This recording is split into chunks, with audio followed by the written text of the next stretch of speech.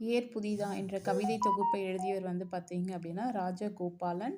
இவர் வந்து கும்பகோணத்தில பிறந்திருப்பார். 1902ஆம் ஆண்டு.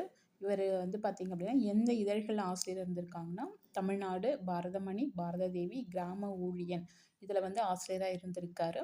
இவர் இறந்ததுக்கு அப்புறம் பார்த்தீங்க அப்படின்னா, இவரது படைப்புகள் வந்து பார்த்தீங்க அப்படின்னா, அகலிகை, ஆத்ம சிந்தனை இதில நூல்கள்ல வந்து இவரோட தொகுப்புகள வந்து குடுத்துருக்காங்க.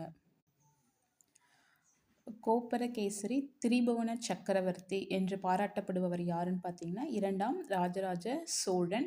இவரோட மெய்க்கீர்த்திகள் வந்து பார்த்தீங்க அப்படின்னா 2 இருக்கு. அதில 1 தான் வந்து பார்த்தீங்க அப்படின்னா 91 வரிகளை கொண்டது. ஓகேங்களா. நெக்ஸ்ட்டு வந்து மெய்க்கீர்த்தினா வந்து பார்த்தீங்க எப்போ வந்து ஃபேமஸ் ஆயிருக்கு அப்படின்னா, 1ஆம் ராஜராஜ சோழன் காலத்தில இருந்தே வந்து பார்த்தீங்க அப்படின்னா, கல்லில் வந்து வடிவமைக்கப்பட்டிருக்கும்.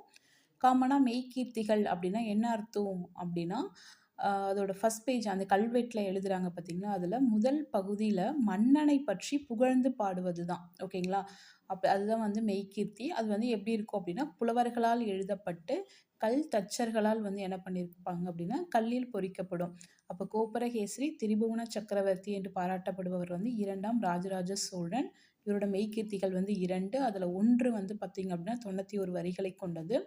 1ஆம் ராஜராஜ சோழன் காலத்திலிருந்தே மெய்க்கீர்த்திகள் வந்து எழுதப்பட்டு வருகிறது. மெய்க்கீர்த்திகள்னா அப்ப என்ன தெரியணும் அப்படின்னா, அந்த கல் செதுக்குறாங்க பார்த்தீங்களா, அவங்கள அதில வந்து ஃபர்ஸ்ட் பேஜ்ல வந்து மன்னன பத்தி புகழ்ந்து பாடுறது.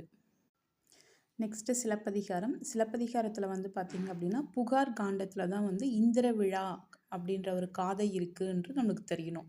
நெக்ஸ்ட்டு சிலப்பதிகாரம் வந்து பார்த்தீங்க அப்படின்னா, முத்தமிழ் காப்பியம், குடிமக்கள் காப்பியம் என்று அழைக்கப்படுகிறது. இது வந்து மூவேந்தர்களையும் சொல்லும். 3 காண்டம் பார்த்தீங்களா, அது வந்து பார்த்தீங்க அப்படின்னா, புகார் காண்டம், மதுரை காண்டம், வஞ்சி காண்டம்னு 3 காண்டங்கள் 30 காதைகளை கொண்டது. நமக்கு காமனா தெரியும் சிலப்பதிகாரமோட கதை வந்து நம்மளுக்கு தெரியும். கண்ணகன், கோவலன், கண்ணகி கதை வரும். இதில வந்து பார்த்தீங்க அப்படின்னா, நெக்ஸ்ட்டு வந்து இளங்கோவடிகள் வந்து நம்மளுக்கு தெரியும். சேர மரபை சார்ந்தவர். இவர்கிட்ட வந்து பார்த்தீங்க அப்படின்னா, சீத்தலை சாத்தனார் வந்து கதைய சொல்லுவாரு. இந்த கதைய சொல்லி நீங்க எழுதுங்க அப்படின்னு சொல்லிட்டு. இந்த கொஸ்டின் வந்து லாஸ்ட் நடந்த பிஜிடிஆர்பில தமிழ் எலிஜிபிலிட்டில கேட்டிருந்தாங்க. சீத்தலை சாத்தனார் வந்து "அடிகள் நீரே அருளுக" அப்படின்னு சொல்லியிருப்பாங்க. அத கேட்டுட்டு இளங்கோவடிகள் வந்து என்ன சொல்லியிருப்பாரு அப்படின்னா, "நாட்டுதும் யான் ஓர் பாட்டுடைச் செய்யுள்" அப்படின்னு சொல்லிட்டு இந்த சிலப்பதிகாரத்த எழுதியிருப்பாரு.